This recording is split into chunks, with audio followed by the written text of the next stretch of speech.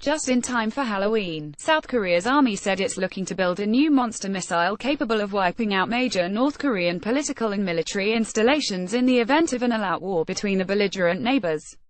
South Korea first announced the idea after President Donald Trump pledged last month to remove restrictions on the U.S. allies' missile payload, paving the way for bigger and stronger weapons at a time when tensions on the Korean peninsula have escalated significantly. In a report released Thursday, the South Korean army said the Hyunmoo IV surface-to-surface missile, dubbed frankenmissile by South Korean media, would be used in combination with other surface-to-surface missiles and Hyunmoo-class intermediate-range missiles to inflict an unbearable cost to its nuclear-armed northern rival.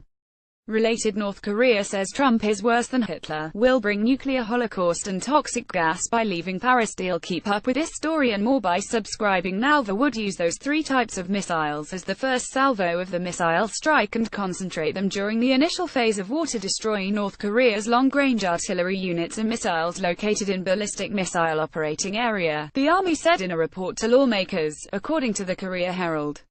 U.S. and South Korean troops utilizing the Army Tactical Missile System ATACMS and South Korea's Hyunmoo-2 fire missiles into the waters of the East Sea, off South Korea, July 5, 2017.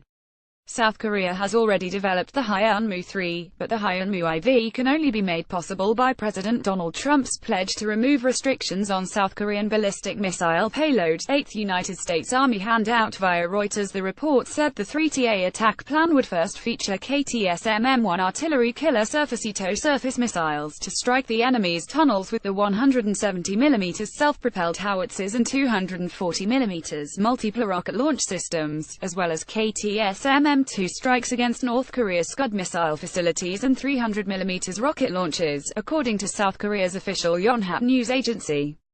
Next, the army would unleash Hyunmoo-2 ballistic missiles and Hyunmoo-3 cruise missiles to annihilate North Korea's nuclear weapons arsenal. In order to realize the third phase of the plan, a Hyunmoo IV attack designed to directly devastate North Korea's political leadership, the U.S. would have to officially remove the 800-kilometer range and 500-kilogram payload limit on South Korean ballistic missiles as dictated by a 2012 agreement.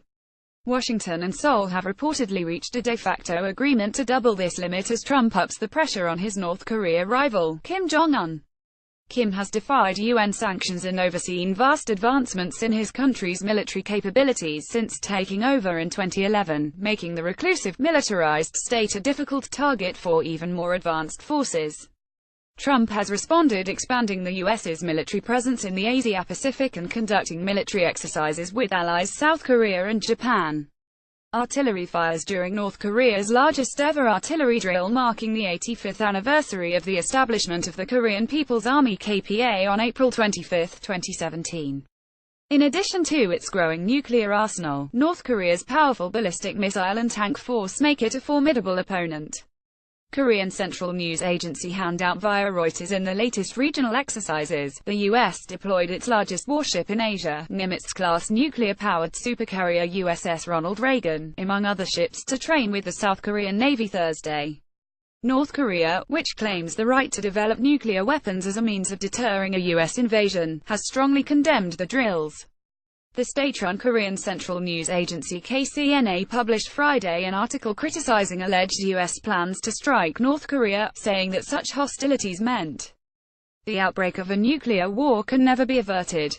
In case the present situation of the Korean peninsula goes to the worst phase, the U.S. is entirely to blame for it, the article stated.